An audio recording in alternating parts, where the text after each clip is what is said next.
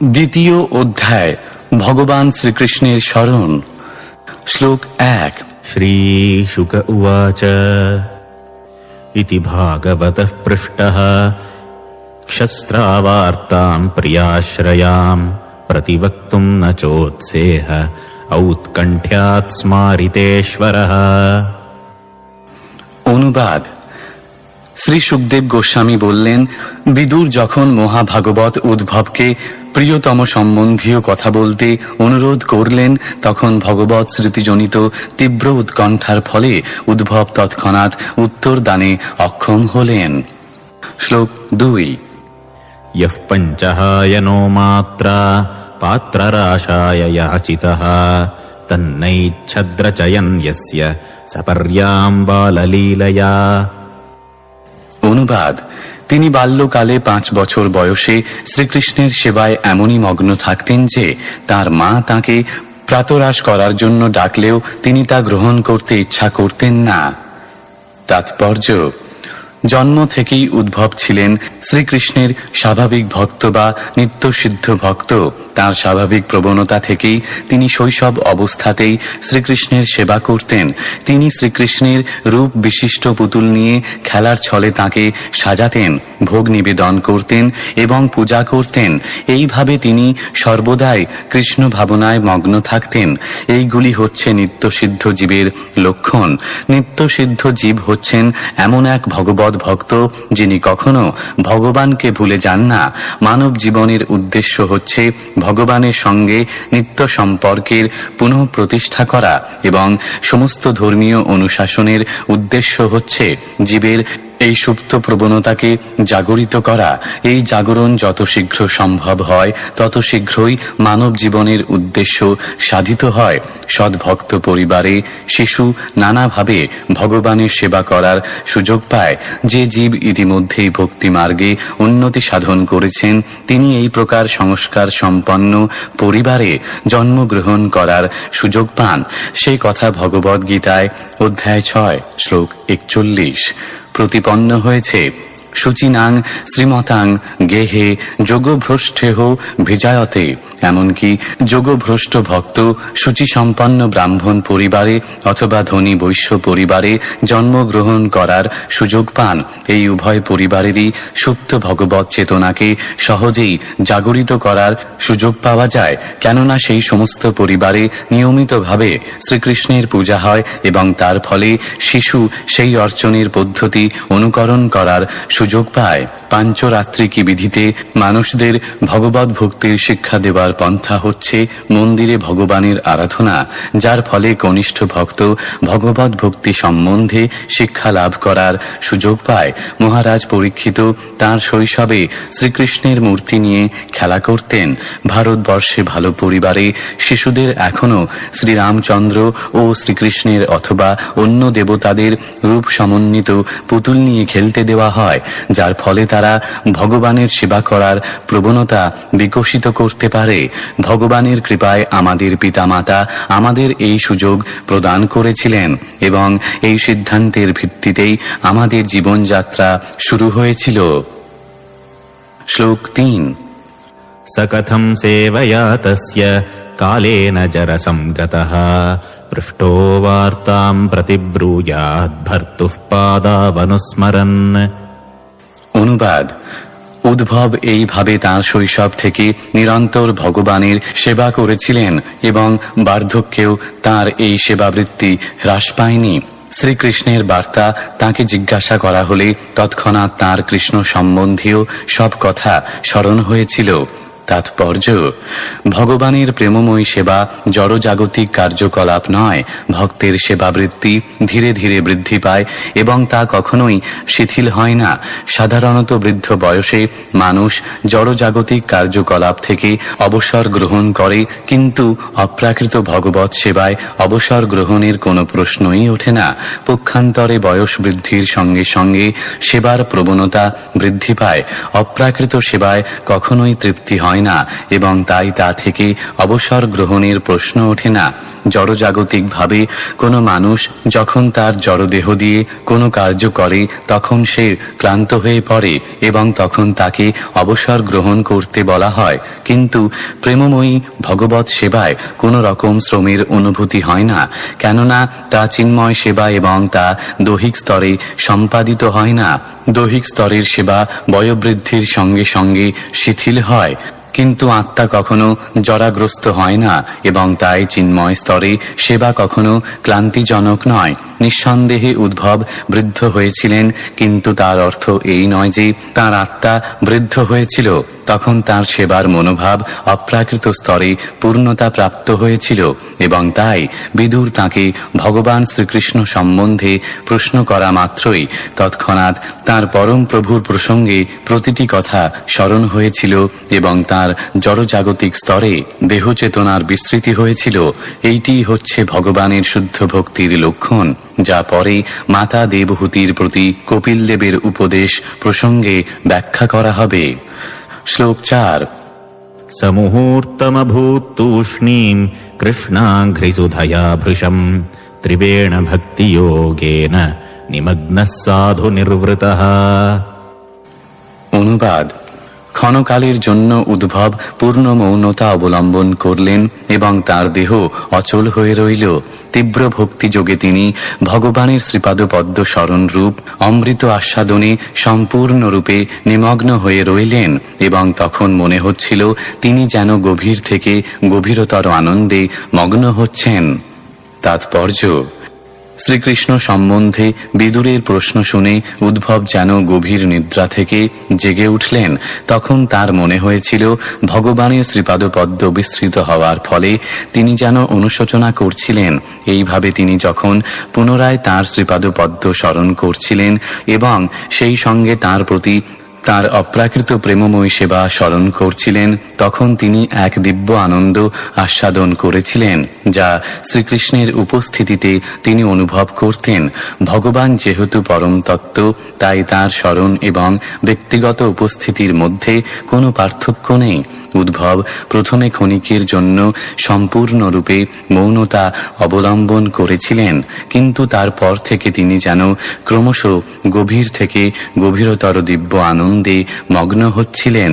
ভগবানের অতি উন্নত ভক্তদের মধ্যে এই আনন্দানুভূতি প্রকাশিত হয় এবং তার ফলে দেহে 8 প্রকার অপ্রাকৃত বিকার দেখা যায়: অশ্রু, দেহের কম্পন, স্বেদ, রোমাঞ্চ, স্বরভঙ্গ ইত্যাদি। বিদুরের উপস্থিতিতে উদ্ভবের শরীরে এই সমস্ত বিকারগুলি দেখা দিয়েছিল। শ্লোক 5। পুলকোদ্ভিন্ন সর্বাঙ্গো মুঞ্চন্মীলদৃশা শুচঃ পূর্ণাথো লক্ষ্মিতস্তেন প্রসর সম্প্লুতঃ। অনুবাদ: বিদুর পূর্ণ ভগবৎ প্রেমজনিত বিকারসমূহ উদ্ভবের সর্বাঙ্গে প্রকাশ পেতে দেখলেন। তার ঈষৎ উন্মিলিত নেত্রদ্বয় থেকে অশ্রু ঝরে পড়তে লাগল। বিদুর বুঝতে পারলেন যে উদ্ভব প্রগাঢ় ভগবৎ প্রেম লাভ করে কৃতার্থ হয়েছেন। তাৎপর্য: ভগবানের অভিজ্ঞ ভক্ত বিদুর সর্বোচ্চ স্তরের ভক্তির লক্ষণ সমূহ দর্শন করে বুঝতে পেরেছিলেন যে উদ্ভব ভগবৎ ভক্তির সিদ্ধ অবস্থা প্রাপ্ত হয়েছেন। দিব্যভাব অনুভবের ফলে দেহে যে বিকার সমূহ প্রকাশ পেতে দেখা যায় তা চিন্ময় স্তরের বিষয়, তা অভ্যাস দ্বারা প্রকাশিত কৃত্রিম অভিব্যক্তি নয়। ভক্তির বিকাশের 3টি স্তর রয়েছে। প্রথম স্তরটি হচ্ছে ভক্তির বিধিনিষেধ পালন করার বৈধি ভক্তির স্তর। দ্বিতীয় স্তরটি হচ্ছে অবিচলিতভাবে ভগবৎ ভক্তির রস আস্বাদন করে তার মহিমা উপলব্ধি করা, এবং চরম স্তরটি হচ্ছে দিব্য প্রেম অনুভব করা, যার লক্ষণ সমূহ প্রকাশিত হয় দেহের অপ্রাকৃত অভিব্যক্তির মাধ্যমে। শ্রবণ, কীর্তন, স্মরণ আদি ভক্তির 9টি অঙ্গের অনুশীলনের মাধ্যমে এই পন্থাটি শুরু হয়।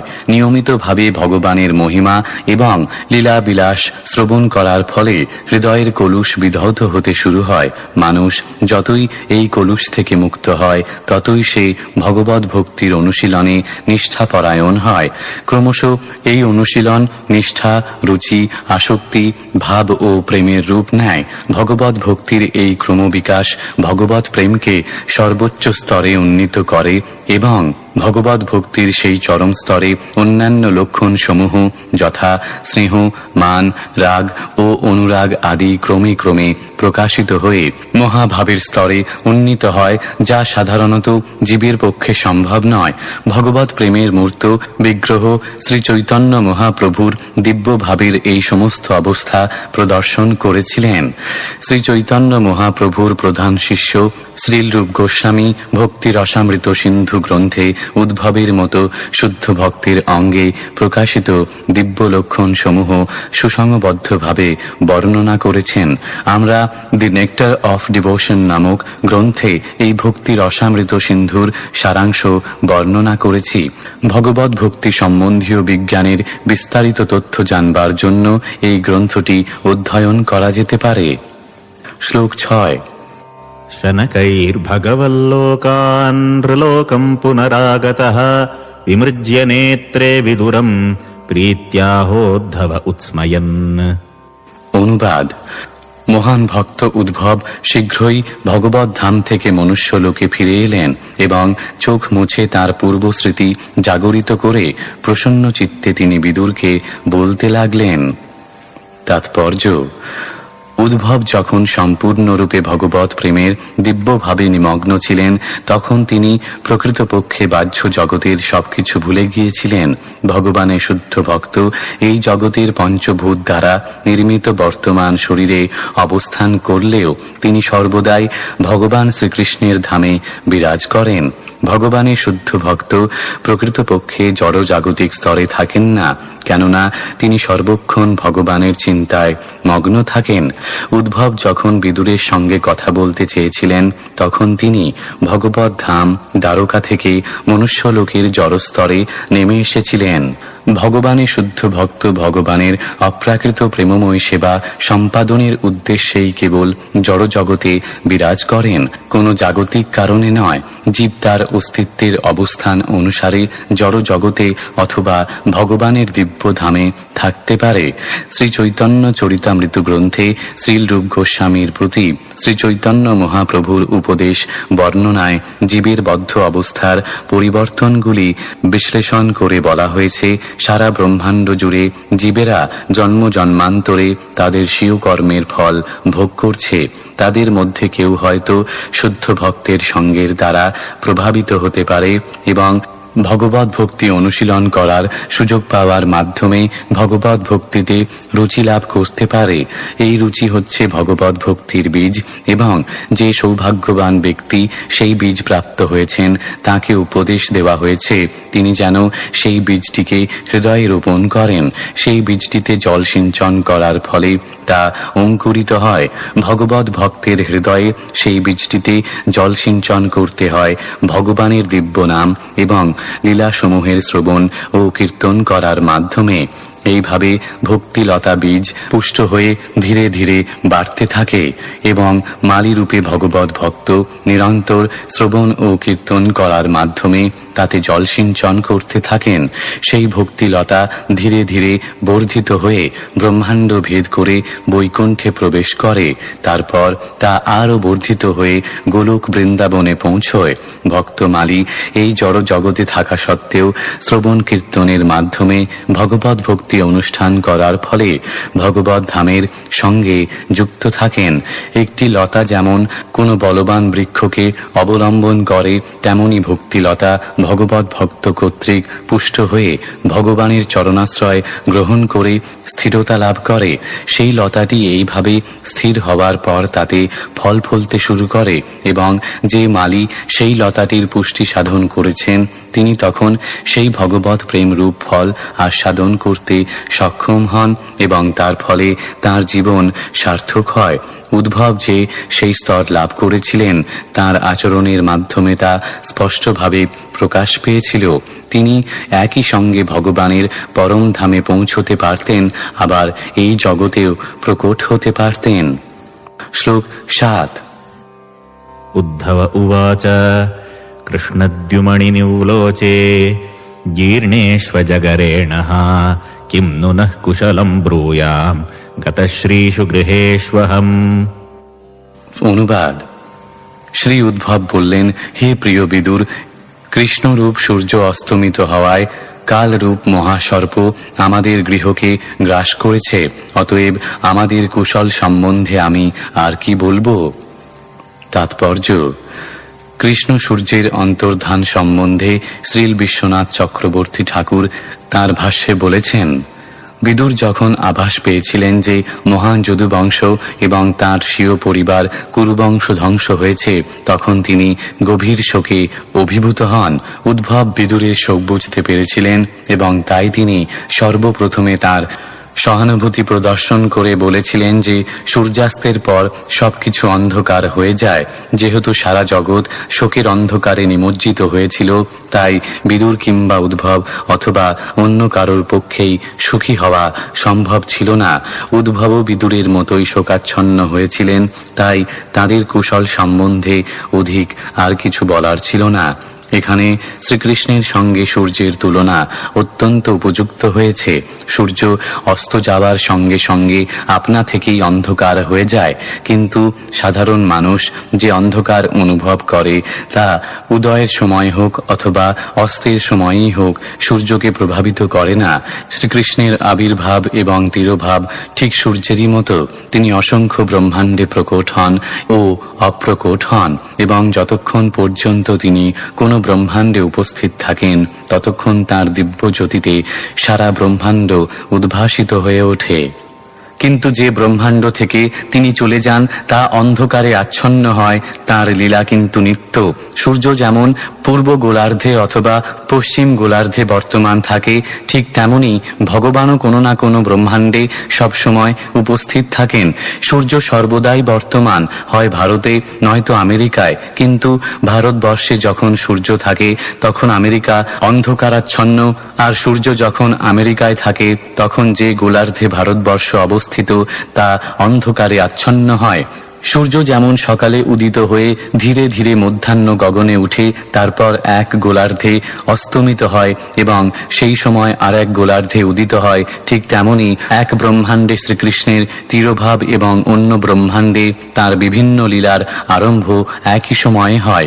এখানে এক লীলার সমাপ্তির সঙ্গে সঙ্গেই অন্য আর এক ব্রহ্মাণ্ডে তার প্রকাশ ঘটে। এইভাবে তার নিত্যলীলা নিরন্তর হচ্ছে। সূর্যের উদয় যেমন 24 ঘণ্টায় একবার হয়, তেমনি ব্রহ্মার একদিনে এই ব্রহ্মাণ্ডে শ্রীকৃষ্ণের লীলা একবার সম্পন্ন হয়। ভগবদ গীতায় বর্ণনা করা হয়েছে যে ব্রহ্মার একদিনের সময়সীমা 430 কোটি বছর, কিন্তু ভগবান যেখানেই উপস্থিত থাকেন শাস্ত্রে বর্ণিত তার সমস্ত লীলাসমূহই নিয়মিত সময়ের ব্যবধানে অনুষ্ঠিত হয়। সূর্যাস্তের পর যেমন সর্পগুলি শক্তিশালী হয়ে ওঠে, চোরেরা অনুপ্রাণিত হয়, ভূত প্রেতেরা সক্রিয় হয়, পদ্মফুল মলিন বর্ণ হয় এবং চক্রবাকি ক্রন্দন করে, তেমনি শ্রীকৃষ্ণের অন্তর্ধানের পর নাস্তিকেরা আনন্দিত হয় এবং ভক্তেরা দুঃখিত হয়ে পড়ে।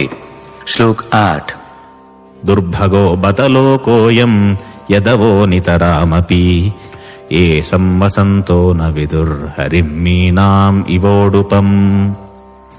অনুবাদ: সমস্ত গ্রহলোক সহ এই ব্রহ্মাণ্ড অত্যন্ত দুর্ভাগ্যশালী এবং তার থেকে অধিক দুর্ভাগা হচ্ছে যদুবংশের সদস্যরা, কেননা তারা শ্রীহরিকে পরমেশ্বর ভগবান রূপে চিনতে পারেননি, ঠিক যেমন চন্দ্র সমুদ্রে থাকার সময় মাছেরা তাকে চিনতে পারেনি। তাৎপর্য: এই জগতের যে সমস্ত মানুষ শ্রীকৃষ্ণের সমস্ত দিব্য গুণাবলী দর্শন করা সত্ত্বেও তাঁকে চিনতে পারেনি, সেই সমস্ত দুর্ভাগাদের জন্য উদ্ভব শোক করেছেন। কংসের কারাগারে আবির্ভাব থেকে শুরু করে তার মৌসল লীলা পর্যন্ত যদিও তিনি তার ঐশ্বর্য, শক্তি, যশ, জ্ঞান, রূপ ও বৈরাগ্য এই শ্বরেশ্বর্যের মাধ্যমে ভগবানের শক্তির প্রদর্শন করেছেন, তা সত্ত্বেও এই জগতের মূর্খ মানুষেরা তাঁকে পরমেশ্বর ভগবান রূপে চিনতে পারেনি। মূর্খ মানুষেরা তাঁকে একজন অসাধারণ ঐতিহাসিক পুরুষ বলে মনে করতে পারে, কেননা তার সঙ্গে তাদের কোনো অন্তরঙ্গ সংস্পর্শ ছিল না। কিন্তু যদুবংশীয়রা অধিক দুর্ভাগা, কেননা সর্বদা তাঁর সঙ্গে থাকা সত্ত্বেও তাঁরা তাঁকে পরমেশ্বর ভগবান রূপে চিনতে পারেননি। উদ্ভব তাঁর নিজের দুর্ভাগ্যের জন্য শোক করেছেন, কেননা শ্রীকৃষ্ণকে পরমেশ্বর ভগবান রূপে জানা সত্ত্বেও তিনি ভক্তি সহকারে তাঁর সেবা করে এই সুযোগের যথাযথ সদ্ব্যবহার করতে পারেননি। তিনি সকলের দুর্ভাগ্যের জন্য শোক করেছেন, এমনকি তার নিজেরও দুর্ভাগ্যের। ভগবানের শুদ্ধ ভক্ত নিজেকে সবচাইতে দুর্ভাগা বলে মনে করেন। তার কারণ হচ্ছে ভগবানের প্রতি তাদের অত্যধিক প্রেম এবং বিরহ বেদনার অপ্রাকৃত অনুভূতি। শাস্ত্র থেকে জানা যায় যে চন্দ্রের জন্ম হয়েছিল ক্ষীর সমুদ্রে। উচ্চতর লোকে ক্ষীর সমুদ্র রয়েছে এবং সেখানে পরমাত্মা রূপে প্রতিটি জীবের অন্তঃকরণের নিয়ন্তা শ্রীবিষ্ণু ক্ষীরোদকশায়ী বিষ্ণু রূপে অবস্থান করেন। যারা লবণ সমুদ্র ছাড়া আর কিছু দর্শন করেনি বলে ক্ষীর সমুদ্রের অস্তিত্বে বিশ্বাস করে না, তাদের জেনে রাখা উচিত যে এই পৃথিবীর আরেকটি নাম হচ্ছে গো, যার অর্থ হচ্ছে গাভী। গাভীর মূত্র লবণাক্ত এবং আয়ুর্বেদীয় চিকিৎসা শাস্ত্র অনুসারে যকৃতের রোগীদের জন্য গাভীর মূত্র অত্যন্ত কার্যকরী। সেই সমস্ত রোগীদের গাভীর দুগ্ধ সম্বন্ধে কোনো অভিজ্ঞতা না থাকতে পারে, কেননা যকৃতের রোগীদের কখনো দুধ দেওয়া হয় না। কিন্তু সে নিজে কখনো গাভীর দুগ্ধ আস্বাদন না করলেও তার জেনে রাখা উচিত যে গাভীর দুধও রয়েছে। তেমনি যে সমস্ত মানুষ কেবল এই ক্ষুদ্র গ্রহটি সম্বন্ধে অবগত, যেখানে লবণ জলের সমুদ্র রয়েছে, তারা চাক্ষুষ দর্শন না করলেও শাস্ত্র থেকে তথ্য সংগ্রহ করতে পারে যে দুধেরও সমুদ্র আছে। এই ক্ষীর সমুদ্র থেকে চন্দ্রের জন্ম হয়েছিল, কিন্তু ক্ষীর সমুদ্রের মাছেরা তাকে চিনতে না পেরে তাদেরই মতো একটি মাছ বলে মনে করেছিল। বড় জোর তারা মনে করেছিল যে এটি একটি উজ্জ্বল পদার্থ, এর বেশি কিছু নয়। যে সমস্ত হতভাগ্য ব্যক্তি শ্রীকৃষ্ণকে চিনতে পারেনি, তারা ঠিক সেই মাছেদের মতো। তারা মনে করে যে তিনি হচ্ছেন তাদের থেকে একটু বেশি ঐশ্বর্য, বীর্য ইত্যাদি সমন্বিত একটি মানুষ। ভগবদ গীতায় অধ্যায় 9 শ্লোক 11 এই সমস্ত মূর্খ মানুষদের সবচাইতে দুর্ভাগা বলে বর্ণনা করা হয়েছে। অবজানন্তি মাং মূঢ়া মানুষিং তনুমাশ্রিতম শ্লোক 9। ইঙ্গিতজ্ঞাঃ পুরুপ্রৌঢ়া একারামাশ্চ সাত্বতাঃ সাত্বতাম ঋষভম সর্বে ভূতাবাসমমম সতা। অনুবাদ: যাদবেরা সকলেই ছিলেন অভিজ্ঞ ভক্ত। তাঁরা লোকের চিত্তস্থ ভাব জানার ব্যাপারে অত্যন্ত দক্ষ এবং অভিজ্ঞ ছিলেন। সর্বোপরি তাঁরা সর্বদাই শ্রীকৃষ্ণের সঙ্গে ক্রীড়া করতেন, কিন্তু তা সত্ত্বেও তাঁরা কেবল তাঁকে অন্তর্যামী রূপেই জানতেন। তাৎপর্য: বেদে বলা হয়েছে যে পরমেশ্বর ভগবান বা পরমাত্মাকে মেধা অথবা মানসিক শক্তির দ্বারা জানা যায় না। নায়মাত্মা প্রবচনেন লভ্য ন মেধয়া ন বহুনা শ্রুতেন কঠোপনিষদ কাণ্ড 1 অধ্যায় 2 শ্লোক 23। যারা তার কৃপা লাভ করেছেন তারাই কেবল তাকে জানতে পারেন। যাদবেরা সকলেই ছিলেন অত্যন্ত জ্ঞানী এবং অভিজ্ঞ, কিন্তু তাকে সকলের হৃদয়ে বিরাজমান পরমাত্মা রূপে জানা সত্ত্বেও তারা তাকে পরমেশ্বর ভগবান রূপে জানতে পারেননি। তাদের এই অজ্ঞানতার কারণ তাদের অপর্যাপ্ত বিদ্যা বা পাণ্ডিত্য নয়, পক্ষান্তরে তা ছিল তাদের দুর্ভাগ্য। কিন্তু বৃন্দাবনে ব্রজবাসীরা এমনকি তাকে পরমাত্মা বলেও জানতেন না, কেননা তাদের কাছে তিনি ছিলেন কেবল তাদের পরম প্রেমাস্পদ। তারা জানতেন না যে তিনি হচ্ছেন পরমেশ্বর ভগবান। যদুবংশীয়রা বা দ্বারকাবাসীরা শ্রীকৃষ্ণকে বাসুদেব বা সর্বান্তর্যামী পরমাত্মা রূপে জানতেন, কিন্তু পরমেশ্বর ভগবান বলে জানতেন না। বেদবেত্তা রূপে বৈদিক মন্ত্রের মাধ্যমে তারা অবগত হয়েছিলেন যে একো দেব সর্বভূতাধিবাস অন্তর্যামী এবং বৃষিণাং পরদেবতা। তাই যাদবেরা শ্রীকৃষ্ণকে তাদের পরিবারে আবির্ভূত পরমাত্মা রূপে জানতেন, তার থেকে অধিক আর কিছু নয়। শ্লোক 10। দেবস্য মায়য়া সৃষ্টা ये चान्यत सदाश्रिताः भ्राम्यते धीर्नतक्यैरात्मन्युत्पात्मनोहरौ। অনুবাদ: ভগবানের মায়ার দ্বারা বিভ্রান্ত ব্যক্তিদের বাক্যে কোনো অবস্থাতেই পূর্ণরূপে ভগবানের শরণাগত ব্যক্তিদের বুদ্ধিভ্রষ্ট করতে পারে না। তাৎপর্য: সমস্ত বৈদিক প্রমাণ অনুসারে শ্রীকৃষ্ণ হচ্ছেন পরমেশ্বর ভগবান। শ্রীপাদ শঙ্করাচার্য সহ সমস্ত আচার্যেরা তাঁর ভগবত্তা স্বীকার করেছেন, কিন্তু তিনি যখন এই পৃথিবীতে প্রকট ছিলেন তখন বিভিন্ন শ্রেণীর মানুষেরা তাঁকে বিভিন্ন রূপে স্বীকার করেছিলেন, এবং তাই ভগবান সম্বন্ধে তাঁদের বিচার বিবেচনাও ছিল ভিন্ন ভিন্ন ধরনের। সাধারণত যাদের প্রামাণিক শাস্ত্রে বিশ্বাস রয়েছে তারা তাঁকে স্বয়ং ভগবান রূপে স্বীকার করেছেন, এবং এই পৃথিবী থেকে তাঁর অপ্রকটের পর তারা সকলে মহান শোকে নিমগ্ন হয়েছিলেন। প্রথম স্কন্ধে আমরা ইতিমধ্যেই অর্জুন ও যুধিষ্ঠিরের বিষাদ আলোচনা করেছি, যাদের কাছে শ্রীকৃষ্ণের তিরোধান তাদের জীবনের অন্তিম মুহূর্ত পর্যন্ত অসহ্য ছিল। যাদবেরা কেবল আংশিকভাবে ভগবান সম্বন্ধে অবগত ছিলেন, কিন্তু তারা ছিলেন মহিমান্বিত, কেননা ভগবানের সাথে সঙ্গ করার সৌভাগ্য তাদের হয়েছিল, এবং যারা তাদের বংশের প্রধান রূপে আচরণ করেছিলেন তারাও ঘনিষ্ঠভাবে ভগবানের সেবা করেছিলেন। যারা ভ্রান্তিবশত ভগবানকে একজন সাধারণ মানুষ বলে মনে করে, যাদবেরা ও ভগবানের অন্যান্য ভক্তেরা তাদের থেকে ভিন্ন। এই প্রকার মানুষেরা অবশ্যই মায়াশক্তির দ্বারা মোহাচ্ছন্ন। তারা নারকী এবং ভগবানের প্রতি ঈর্ষাপরায়ণ। মায়াশক্তি তাদেরকে অত্যন্ত প্রবলভাবে প্রভাবিত করে, কেননা তাদের উচ্চ জড়শিক্ষা সত্ত্বেও তারা শ্রদ্ধাহীন এবং নাস্তিক্যবাদের দ্বারা প্রভাবিত। তারা সর্বদা পরমেশ্বর ভগবানের শ্রীকৃষ্ণকে একজন সাধারণ মানুষ রূপে প্রমাণ করতে অত্যন্ত আগ্রহী, এবং তারা মনে করে তিনি ধৃতরাষ্ট্রের পুত্র এবং জরাসন্ধ আদি আসুরিক রাজাদের হত্যা করার চক্রান্ত করে বহু পাপ করার দরুন একজন ব্যাধ কর্তৃক নিহত হয়েছিলেন। এই সমস্ত মানুষেরা ভগবদ গীতার বাণী ন মাং কর্মাণি লিম্পন্তি, ভগবান কখনো কর্মফলের দ্বারা প্রভাবিত হন না, তাতে বিশ্বাস করে না। নাস্তিকের মতে ধৃতরাষ্ট্রের পুত্রদের বধ আদি পাপ কর্ম সম্পাদন করায় শ্রীকৃষ্ণের প্রতি ব্রাহ্মণদের অভিশাপের ফলে শ্রীকৃষ্ণের পরিবার যদুবংশ ধ্বংস হয়েছিল। এই প্রকার কৃষ্ণ নিন্দা ভগবানের ভক্তদের হৃদয় স্পর্শ করতে পারে না, কেননা তারা সবকিছু সম্বন্ধে যথার্থ জ্ঞান সম্পন্ন। ভগবান সম্বন্ধে তাদের বুদ্ধি কখনো বিচলিত হয় না, কিন্তু যারা অসুরদের কথায় বিচলিত হয় তারাও নিন্দনীয়। এই শ্লোকে উদ্ভব সেই কথাই বলেছেন। শ্লোক 11।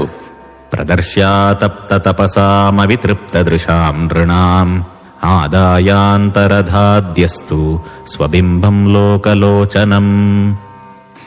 অনুবাদ: ভগবান শ্রীকৃষ্ণ যিনি পৃথিবীর সকলের সম্মুখে তাঁর শাশ্বত স্বরূপ প্রকাশ করেছিলেন, আবার যারা আবশ্যকীয় তপশ্চর্যা না করার ফলে তাঁকে যথাযথভাবে দর্শন করার অযোগ্য ছিল, তিনি তাঁর স্বরূপ সেই সমস্ত ব্যক্তিদের দৃষ্টির অগোচর করেছিলেন।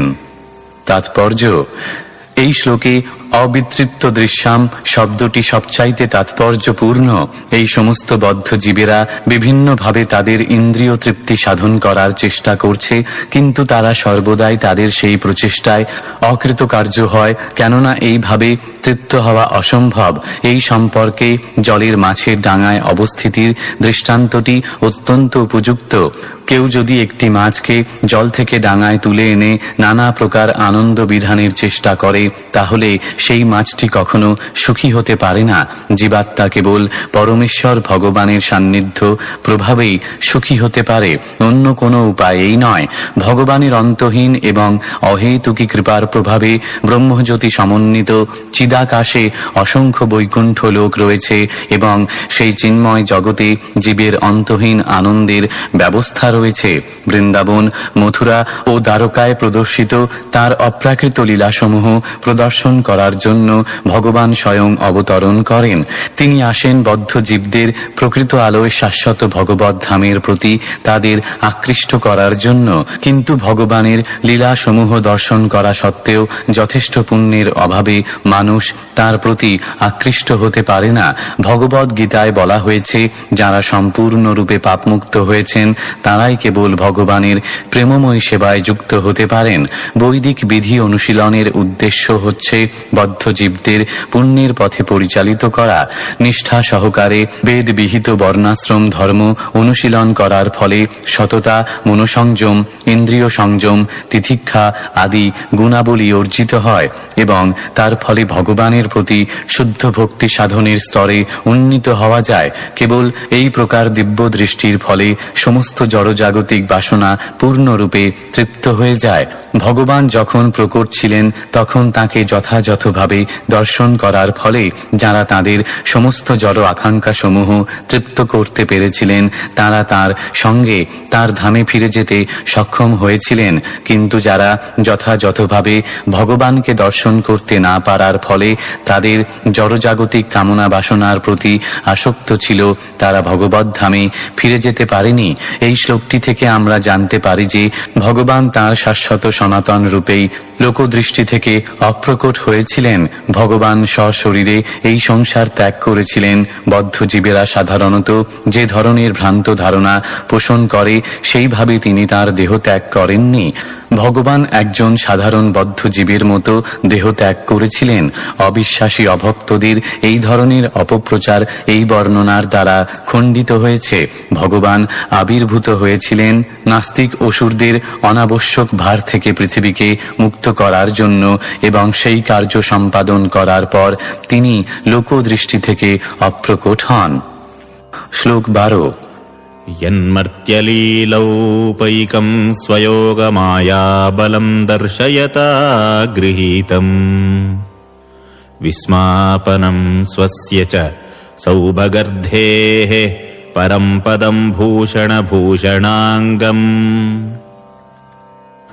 অনুবাদ: ভগবান এই জড় জগতে তাঁর যোগমায়া বলে আবির্ভূত হয়েছেন। তাঁর লীলার উপযোগী তাঁর নিত্য শাশ্বত রূপে তিনি এসেছেন। সেই লীলাসমূহ এতই মনোরম যে তাতে ঐশ্বর্য মদে গর্বিত সকলের, এমনকি বৈকুণ্ঠাধিপতি ভগবানেরও বিস্ময় উৎপাদন হয়।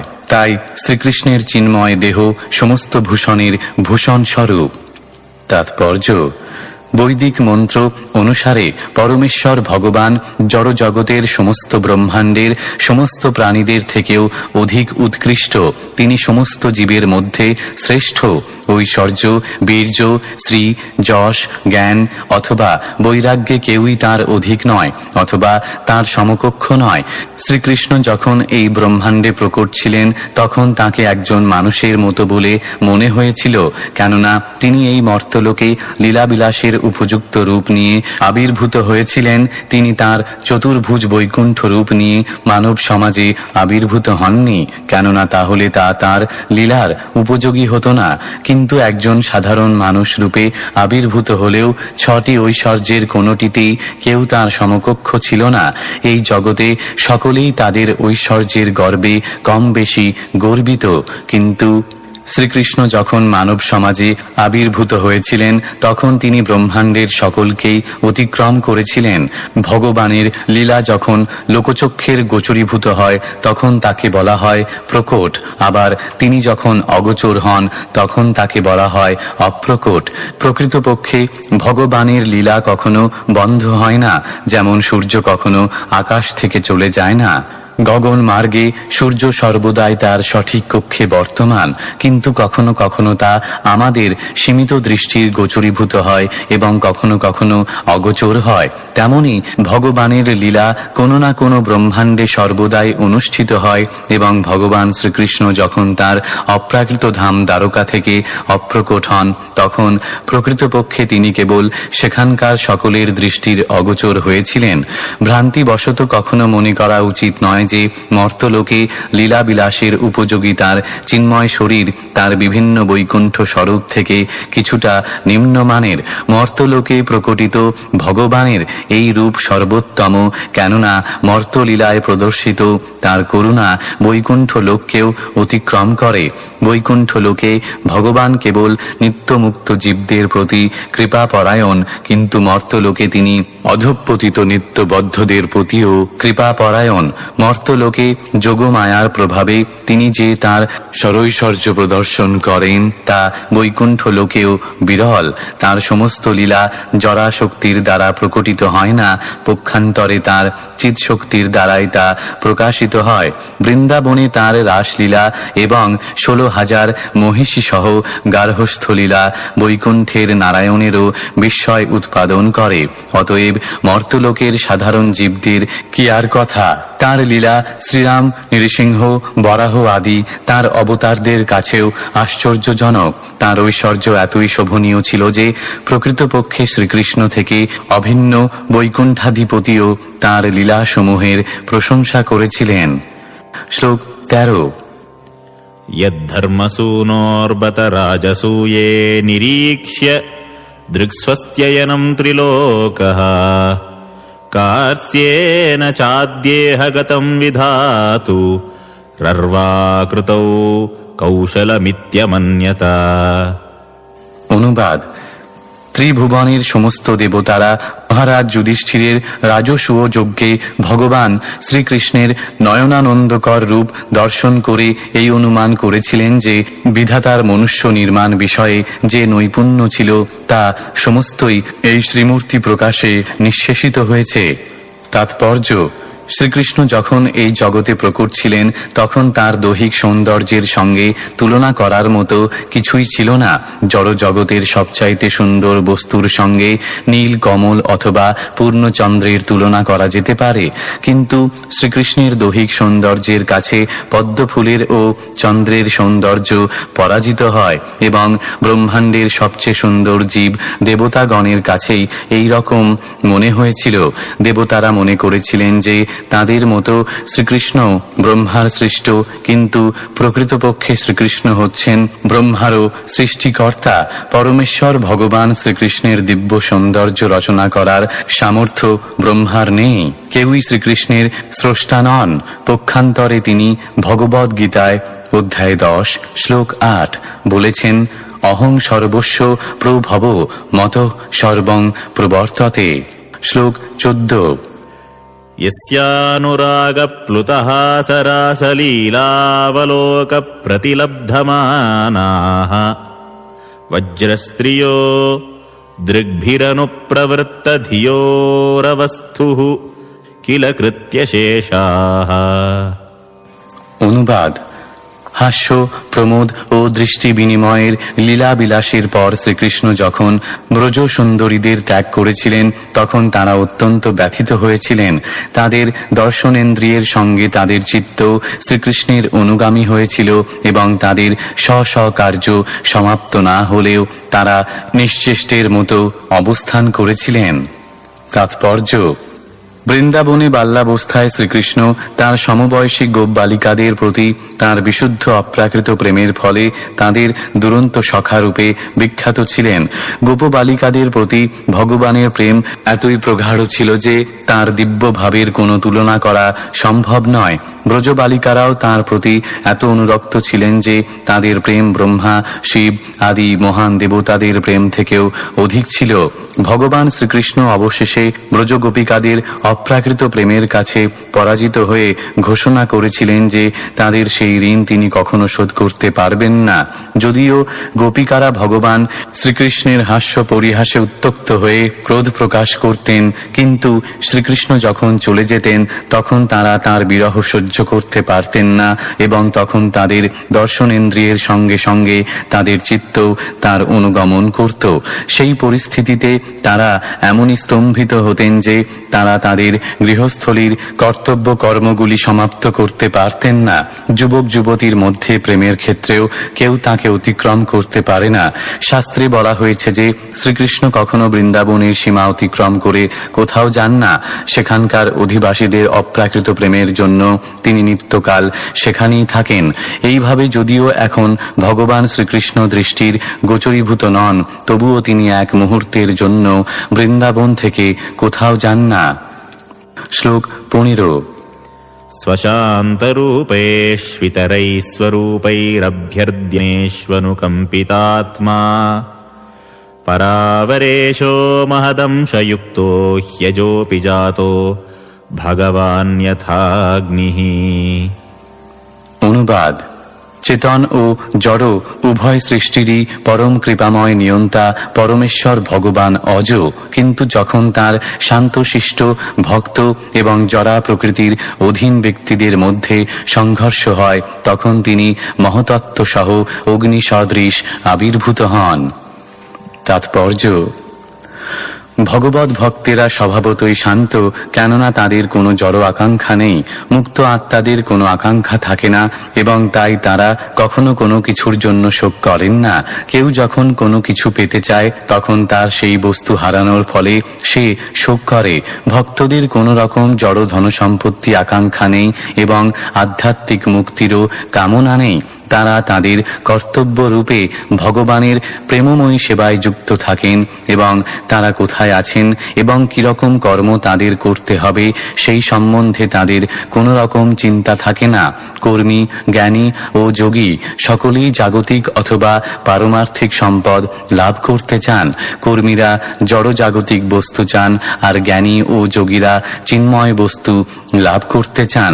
কিন্তু ভগবত ভক্তেরা জড় অথবা চিন্ময় কোনো বস্তুই চান না। তারা কেবল ভগবানের ইচ্ছা অনুসারে জড় ও চেতন জগতে ভগবানের সেবাই করতে চান এবং ভগবানও সর্বদাই তার এই প্রকার ভক্তদের প্রতি বিশেষভাবে কৃপাপরায়ণ। কর্মী, জ্ঞানী ও যোগীদের জড়া প্রকৃতির গুণ অনুসারে বিশেষ মনোবৃত্তি থাকে এবং তাই তাদের বলা হয় ইতর বা অভক্ত। এই সমস্ত ইতরেরা, এমনকি যোগীরা পর্যন্ত কখনো কখনো ভগবত ভক্তদের বিপর্যস্ত করে তোলে। দুর্বাসা মুনি একজন মহান যোগী ছিলেন, কিন্তু মহান ভগবত ভক্ত অম্বরীশ মহারাজাকে তিনি হয়রান করেছিলেন। মহান কর্মী এবং জ্ঞানী হিরণ্যকশিপু তার নিজের বৈষ্ণব পুত্র প্রহ্লাদ মহারাজকে কষ্ট দিয়েছিলেন। ইতরগণ কর্তৃক ভগবানের শান্ত ভক্তদের এইভাবে কষ্ট দেওয়ার বহু দৃষ্টান্ত রয়েছে। যখন এই প্রকার সংঘর্ষ হয় তখন ভগবান তার শুদ্ধ ভক্তদের প্রতি তার মহান করুণার বশবর্তী হয়ে মহত্ত্বের নিয়ন্ত্রক তার অংশসমূহ সহ ব্যক্তিগতভাবে অবতীর্ণ হন। ভগবান জড় ও চিন্ময় জগতের সর্বত্রই বিরাজমান এবং তার ভক্ত ও অভক্তের মধ্যে যখন সংঘর্ষ হয় তখন তার ভক্তদের রক্ষা করার জন্য তিনি আবির্ভূত হন। ঘর্ষণের ফলে যেমন সর্বত্র বিদ্যুৎ শক্তি উৎপন্ন হয়, সর্বব্যাপ্ত ভগবান তেমনি ভক্ত ও অভক্তদের মধ্যে সংঘর্ষের ফলে আবির্ভূত হন। কোনো উদ্দেশ্য সাধনের জন্য ভগবান শ্রীকৃষ্ণ যখন অবতীর্ণ হন তখন তার সমস্ত অংশ এবং কলাও তার সঙ্গে আবির্ভূত হন। তিনি যখন বসুদেবের পুত্র রূপে আবির্ভূত হয়েছিলেন তখন তার অবতরণ সম্বন্ধে বিভিন্ন প্রকার মতভেদ হয়। কেউ বলেন তিনি হচ্ছেন পরমেশ্বর ভগবান স্বয়ং, কেউ বলেন তিনি নারায়ণের অবতার এবং অন্য কেউ বলেন তিনি ক্ষীরোদকশায়ী বিষ্ণুর অবতার, কিন্তু প্রকৃতপক্ষে তিনি হচ্ছেন স্বয়ং পরমেশ্বর ভগবান। কৃষ্ণস্তু ভগবান স্বয়ং এবং নারায়ণ পুরুষাবতার ও অন্যান্য অবতারেরা তাঁর লীলায় বিভিন্ন অংশগ্রহণ করার জন্য তার সঙ্গে আসেন। মহদংশ যুক্ত বলতে বোঝাচ্ছে যে মহত্ত্বের স্রষ্টা পুরুষাবতারেরা তাঁর সঙ্গে আবির্ভূত হয়েছিলেন।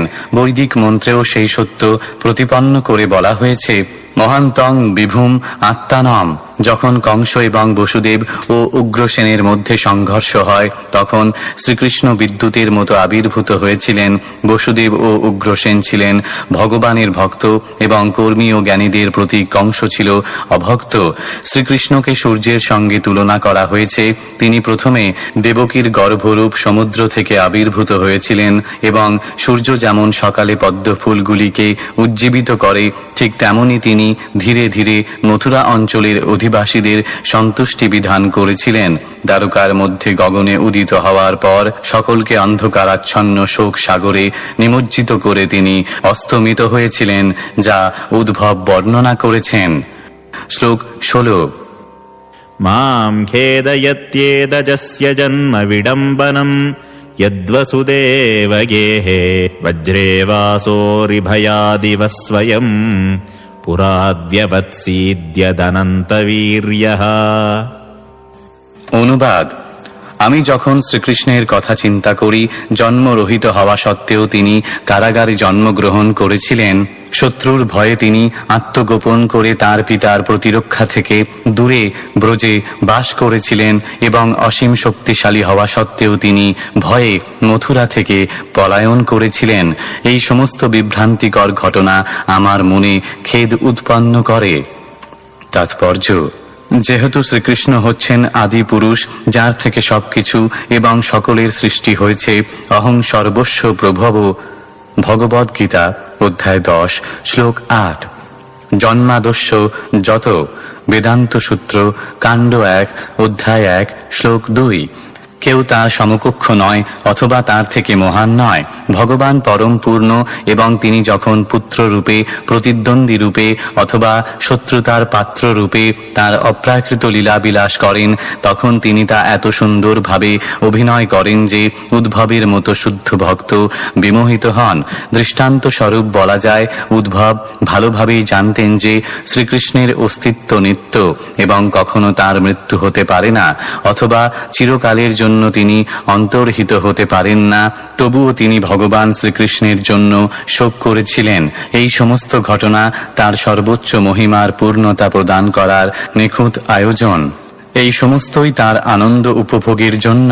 পিতা যখন তার শিশুপুত্রের সঙ্গে খেলা করতে করতে ধরাশায়ী হন, যেন তিনি তার পুত্রের কাছে পরাস্ত হয়েছেন, তা কেবল তার শিশুপুত্রের আনন্দ বিধানের জন্য, অন্য কোনো কারণে নয়। যেহেতু শ্রীকৃষ্ণ সর্বশক্তিমান, তাই তার পক্ষে জন্মগ্রহণ করা অথবা জন্মগ্রহণ না করা, জয় ও পরাজয়, ভয় ও নির্ভয়তা আদি পরস্পর বিরোধী অবস্থার সামঞ্জস্য করা সম্ভব। শুদ্ধ ভক্ত ভালোভাবে জানেন কিভাবে ভগবানের পক্ষে বিরোধী ভাবের সামঞ্জস্য সাধন সম্ভব, কিন্তু তিনি অভক্তদের জন্য শোক করেন, যারা ভগবানের পরম মহিমা সম্বন্ধে অজ্ঞতাবশত তাকে একজন কল্পনাপ্রসূত ব্যক্তি বলে মনে করে, কেননা তার সম্বন্ধে শাস্ত্রে বহু আপাত বিরোধী বর্ণনা রয়েছে। প্রকৃতপক্ষে কোনো বিরোধ নেই। যখন আমরা ভগবানকে আমাদের মতো একজন অপূর্ণ মানুষ বলে মনে না করে তাকে যথার্থরূপে ভগবান বলে বুঝতে পারি, তখন আর কোনো রকম বিরোধ থাকে না। শ্লোক 17। ধুনোতি চেত স্মরতো মমৈতদ্যদাহ পাদাবন্দ্যপিত্রোঃ তাতাম্বকং সাদুরুশঙ্কিতানাম প্রসীদতম নো কৃতনিষ্কৃতীনাম। অনুবাদ: শ্রীকৃষ্ণ কংসের ভয়ে দূরে থাকার জন্য তার পিতামাতার চরণ সেবা করতে অক্ষম হওয়ার ফলে তাদের কাছে ক্ষমা ভিক্ষা করেছিলেন। তিনি বলেছিলেন, হে মাতো, হে পিতো, দয়া করে আপনারা আমাদের অক্ষমতা ক্ষমা করুন। ভগবানের এই প্রকার আর সমস্ত আচরণের স্মৃতি আমার হৃদয়কে ব্যথাতুর করছে।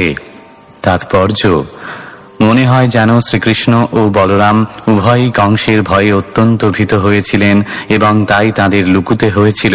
কিন্তু শ্রীকৃষ্ণ ও বলদেব যদি পরমেশ্বর ভগবান হন, তাহলে তাদের পক্ষে কংসের ভয়ে ভীত হওয়া কিভাবে সম্ভব? এই প্রকার উক্তি কি তাহলে পরস্পর বিরোধী? শ্রীকৃষ্ণের প্রতি গভীর স্নেহের ফলে বসুদেব তাকে রক্ষণাবেক্ষণ করতে চেয়েছিলেন। তিনি কখনো ভাবেননি যে শ্রীকৃষ্ণ হচ্ছেন পরমেশ্বর ভগবান এবং তিনি নিজেকে রক্ষা করতে সক্ষম। পক্ষান্তরে তিনি কৃষ্ণকে তার পুত্র বলে মনে করেছিলেন। যেহেতু বসুদেব ছিলেন মহান ভগবত ভক্ত, তাই তিনি ভাবতে পারেননি যে শ্রীকৃষ্ণ তার অন্যান্য সন্তানদের মতো নিহত হবে। নৈতিক দৃষ্টিতে বসুদেব শ্রীকৃষ্ণকে কংসের হাতে তুলে দেওয়ার জন্য প্রতিজ্ঞাবদ্ধ ছিলেন, কেননা তিনি প্রতিজ্ঞা করেছিলেন যে তার সবকটি সন্তানকে তিনি কংসের হাতে তুলে দেবেন। কিন্তু শ্রীকৃষ্ণের প্রতি তার গভীর প্রেমের ফলে তিনি তার সেই প্রতিজ্ঞা ভঙ্গ করেছিলেন এবং বসুদেবের এই অপ্রাকৃত মনোভাবের জন্য ভগবান তার প্রতি অত্যন্ত প্রসন্ন হয়েছিলেন। কিন্তু বসুদেবের গভীর স্নেহ শিথিল করতে চাননি এবং তাই তিনি তার পিতা কর্তৃক নন্দ ও যশোদার গৃহে যেতে সম্মত হয়েছিলেন বসুদেবের প্রগাঢ় প্রেম পরীক্ষা করার জন্য। তার পিতা যখন তাকে নিয়ে যমুনা পার হচ্ছিলেন তখন তার হাত থেকে কৃষ্ণ জলে পড়ে গিয়েছিলেন। বসুদেব তার পুত্রের জন্য তখন পাগলের মতো হয়ে গিয়েছিলেন এবং নদীর গভীর জল থেকে তাকে উদ্ধার করার জন্য উন্মত্তের মতো চেষ্টা করছিলেন। এই সমস্ত হচ্ছে ভগবানের মহিমান্বিত লীলাসমূহ এবং তাতে কোনো রকম পরস্পর বিরোধ নেই। যেহেতু শ্রীকৃষ্ণ পরমেশ্বর ভগবান, তিনি কখনো কংসের ভয়ে ভীত ছিলেন না, কিন্তু তার পিতাকে প্রসন্ন করার জন্য তিনি ভয়ে ভীত হওয়ার অভিনয় করেছিলেন এবং তার সর্বোচ্চ চরিত্রের সবচাইতে উজ্জ্বল দিকটি হচ্ছে কংসের ভয়ে গৃহ থেকে দূরে থাকার জন্য তার পিতামাতার পদসেবা করতে না পারার জন্য তাদের কাছে ক্ষমা ভিক্ষা করা, যার শ্রীপাদপদ্ম ব্রহ্মা, শিব আদি দেবতারা সর্বদা সেবা করেন। তিনি বসুদেবের পদসেবা করতে চেয়েছিলেন। ভগবানের দেওয়া এই শিক্ষা জগতের প্রতি সর্বতোভাবে উপযুক্ত। এমনকি পরমেশ্বর ভগবানেরও তার পিতামাতার সেবা করা অবশ্য কর্তব্য। পুত্র পিতামাতার কাছে এতই ঋণী যে তাদের সেবা করা তার অবশ্য কর্তব্য, তা তিনি যতই মহান হন না কেন। পরোক্ষভাবে পরম পিতারূপে ভগবানকে স্বীকার করতে চায় না যে সমস্ত নাস্তিক, শ্রীকৃষ্ণ তাদের শিক্ষা দিতে চেয়েছিলেন এবং এই আচরণ থেকে তারা শিক্ষা লাভ করতে পারে কিভাবে পরম পিতা ভগবানকে শ্রদ্ধা করতে হয়। ভগবানের এই মহিমান্বিত আচরণে উদ্ভব বিষয়ান্বিত হয়েছিলেন এবং তিনি অত্যন্ত ব্যথিত হয়েছিলেন যে তিনি তার সঙ্গে যেতে সক্ষম হননি। শ্লোক 18। को वा अमुष्याङ्घ्रि सरोजरेणुम् विस्मर्तुमीशितपुमान् विजिघ्रन् यो विस्फुरद्रुविटपेन भूमे भारं कृतां तेन तिरश्चकारा। অনুবাদ: যারা পৃথিবীকে ভারাক্রান্ত করেছিল, ভগবান শ্রীকৃষ্ণ শুধুমাত্র তার ভ্রুভঙ্গি রূপ কৃতান্তের দ্বারা তাদের সংহার করেছিলেন। তার চরণ কমলের রেণু এমনকি একবার মাত্র যিনি আঘ্রাণ করেছেন, তিনি কি আর তা বিস্তৃত হতে পারেন? তাৎপর্য: যদিও ভগবান শ্রীকৃষ্ণ এক আজ্ঞা পালনকারী পুত্রের মতো আচরণ করেছিলেন, তবুও তাকে একজন সাধারণ মানুষ বলে মনে করা যায় না। তার কার্যকলাপ এতই অসাধারণ ছিল যে কেবলমাত্র তার ভ্রুকুটি বিলাসের দ্বারা তিনি পৃথিবী ভারাক্রান্তকারী দুষ্কৃতকারীদের সংহার করেছিলেন। শ্লোক 19। दृष्टा भवद्भिर्ननुराजसूये चैद्यस्य कृष्णं द्विषतोऽपि सिद्धिः यां योगिनः संस्पृहयन्ति सम्यग् योगेन कस्तद्विरहं सहेता।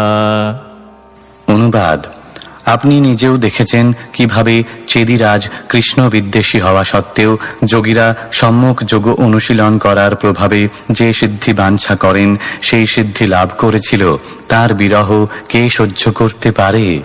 তাৎপর্য: শ্রীকৃষ্ণের অহেতুকী কৃপা প্রদর্শিত হয়েছিল মহারাজ যুধিষ্ঠিরের রাজসূয় যজ্ঞের বিরাট সভায়।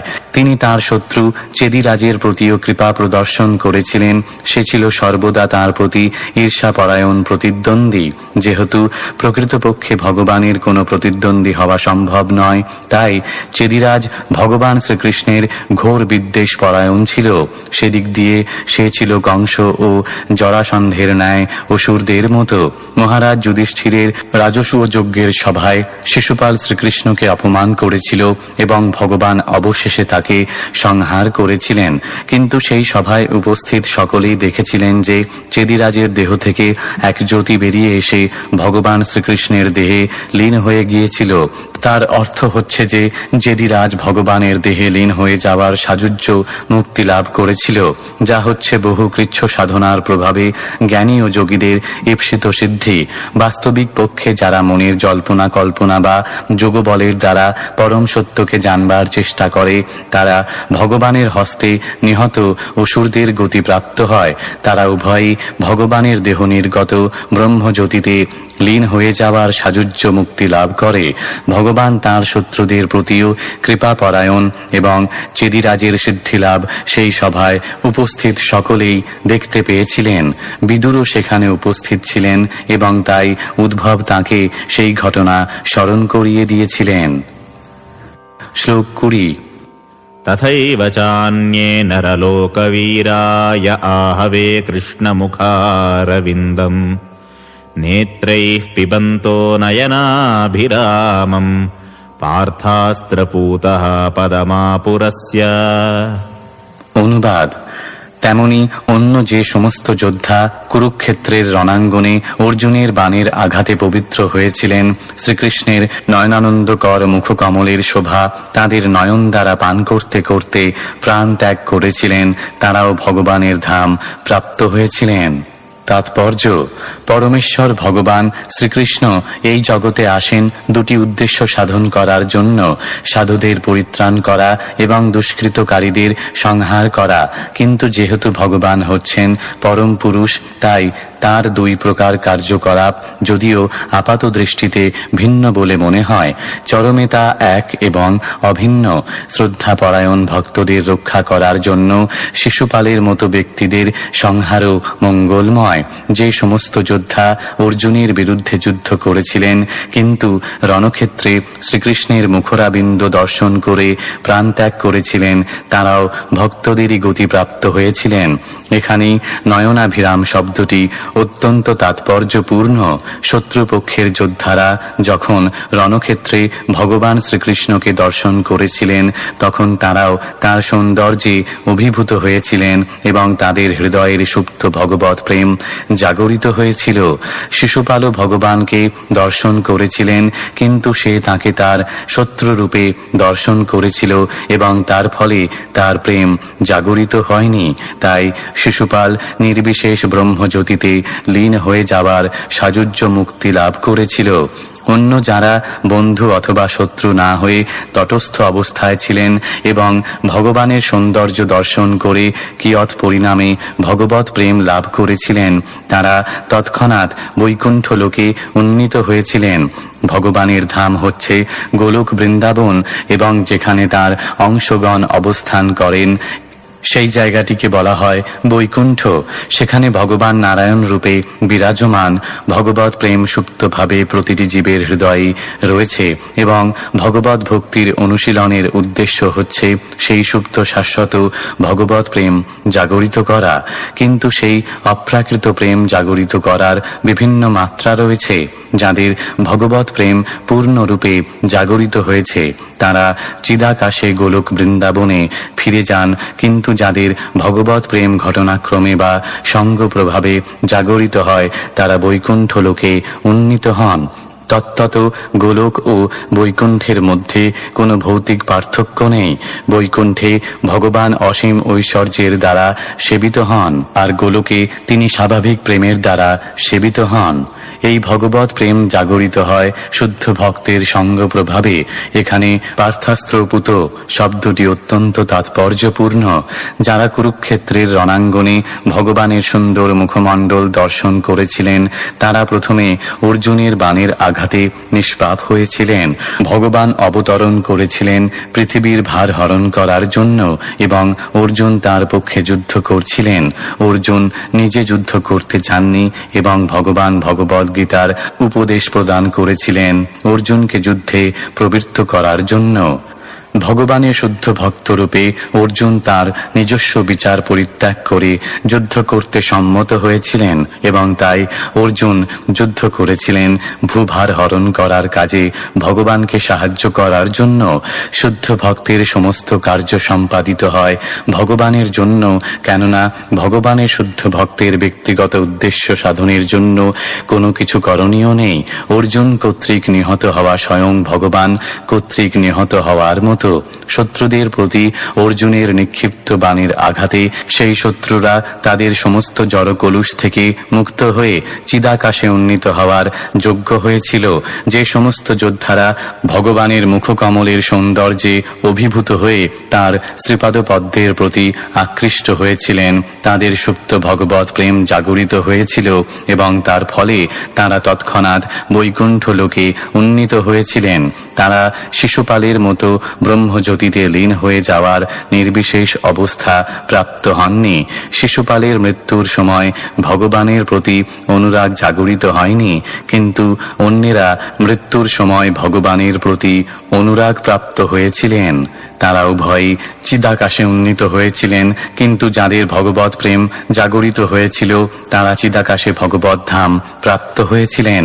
উদ্ভব শোক করেছিলেন যে তিনি কুরুক্ষেত্রের যোদ্ধাদের মতো সৌভাগ্যবান হতে পারেননি, কেননা তারা বৈকুণ্ঠ লোক প্রাপ্ত হয়েছিলেন, অথচ তাকে ভগবানের অন্তর্ধানের পর এই জগতে থেকে শোক করতে হচ্ছিল। শ্লোক 21। स्वयं त्वसाम्यातिशयस्त्र्यधीशः स्वराज्यलक्ष्म्याप्तसमस्तकामः बलिं हरिद्भिश्चिरलोकपालैः किरीटकोट्येडितपादपीठः। অনুবাদ: ভগবান শ্রীকৃষ্ণ তিনের অধীশ্বর এবং সমস্ত ঐশ্বর্যের অধিকারী স্বতন্ত্র পরম পুরুষ। অসংখ্য লোকপালেরা তাদের মুকুট তাঁর শ্রীপাদপদ্মে স্পর্শ করে বিবিধ সামগ্রীর দ্বারা তাঁর পূজা করেন। তাৎপর্য: উপরোক্ত শ্লোকের বর্ণনা থেকে জানা যায় যে শ্রীকৃষ্ণ যদিও অত্যন্ত কোমল এবং কৃপালু, তবুও তিনি তিনের অধীশ্বর। তিনি ত্রিলোকের প্রকৃতির তিন গুণের এবং তিনি পুরুষাবতারের পরম অধীশ্বর। অসংখ্য ব্রহ্মাণ্ড রয়েছে এবং প্রতিটি ব্রহ্মাণ্ডে বিভিন্ন ব্রহ্মা, বিষ্ণু ও রুদ্রও রয়েছেন। আর তাছাড়া শেষ মূর্তি রয়েছেন, যিনি সমস্ত ব্রহ্মাণ্ড সমূহকে তাঁর ফণার উপর ধারণ করেন। আর শ্রীকৃষ্ণ এদের সকলের প্রভু। মনু অবতার রূপে তিনি অসংখ্য ব্রহ্মাণ্ডের সমস্ত মুনিদের আদি উৎস। প্রত্যেক ব্রহ্মাণ্ডে 5,04,000 মনু রয়েছেন। ভগবান চিৎ শক্তি, মায়া শক্তি ও তটস্থা শক্তি এই তিনটি প্রধান শক্তির অধীশ্বর এবং তিনি ঐশ্বর্য, বীর্য, যশ, শ্রী, জ্ঞান ও বৈরাগ্য এই 6 প্রকার সৌভাগ্যের পরিপূর্ণ প্রভু। আনন্দ আস্বাদনের বিষয়ে তার থেকে শ্রেষ্ঠ আর কেউ নেই এবং অবশ্যই তার থেকে মহানও কেউ নন। কেউ তার সমকক্ষ নন অথবা তার থেকে শ্রেষ্ঠ নন। প্রত্যেক ব্যক্তিরই তা তিনি যেই হন না কেন অথবা যেখানেই হন না কেন, সকলেরই কর্তব্য হচ্ছে সম্পূর্ণরূপে তার শরণাগত হওয়া। সমস্ত দিব্য লোকপালেরা যে তার শরণাগত হয়ে বিভিন্ন প্রকার উপচার নিবেদন করার মাধ্যমে তার পূজা করেন, তাতে আশ্চর্য হবার কিছু নেই। শ্লোক 22। तत्तस्य कैङ्कर्यमलम्भृतान्नो विग्लापयत्यङ्गयदुग्रसेनम् तिष्ठन्निषण्णम् परमेष्ठिधिष्ण्ये नव्योधयद्देव निधारयेति। অনুবাদ: হে বিদুর, রাজসিংহাসনে আসীন উগ্রসেনের সম্মুখে দণ্ডায়মান হয়ে যখন তিনি মহারাজ দয়া করে অবধান করুন এই বলে নিবেদন করতেন, সেই কথা স্মরণ হওয়ার ফলে আমার মতো ভৃত্যদের অন্তঃকরণ কি ব্যথিত হয় না?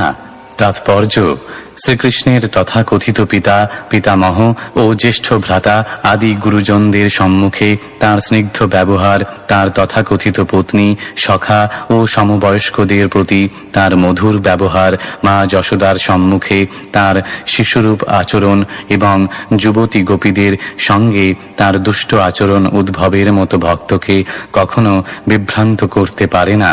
যারা ভগবানের ভক্ত নয় তারা ভগবানের এই প্রকার মনুষ্য সদৃশ আচরণে বিভ্রান্ত হয়। ভগবান নিজেই ভগবদ গীতায় অধ্যায় 9 শ্লোক 11 এই বিভ্রান্তিকর বিশ্লেষণ করে বলেছেন, অবজানন্তি মাং মূঢ়া মানুষিং তনুমাশ্রিতম পরং ভাবম জানন্ত মম ভূত মহেশ্বরম।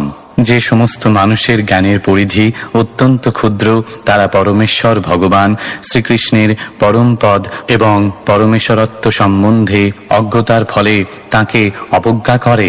ভগবদ গীতায় ভগবান স্পষ্টরূপে তাঁর পরম পদের বিশ্লেষণ করেছেন, কিন্তু আসরিক ভাবাপন্ন নাস্তিক অধ্যয়নকারীরা তাদের নিজেদের উদ্দেশ্য সিদ্ধির জন্য গীতার অসৎ ব্যাখ্যা করে এবং তাদের হতভাগ্য অনুগামীদের সেই মনোভাবের দ্বারা প্রভাবিত করে বিপথগামী করে।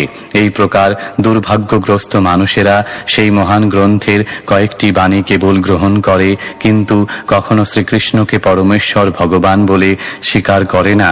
উদ্ভবের মতো শুদ্ধ ভক্তেরা কিন্তু কখনোই এই প্রকার নাস্তিক সুবিধাবাদীদের দ্বারা বিভ্রান্ত হন না। শ্লোক 23।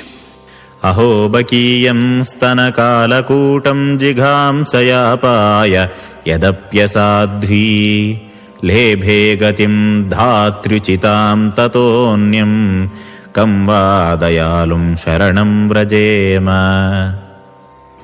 অনুবাদ: আহা, দুষ্টা পুতনা রাক্ষসী শ্রীকৃষ্ণের প্রাণ সংহার করার উদ্দেশ্যে কালকূট মিশ্রিত স্তনপান করিয়েও ধাত্রীর যোগ্য গতি লাভ করেছিল।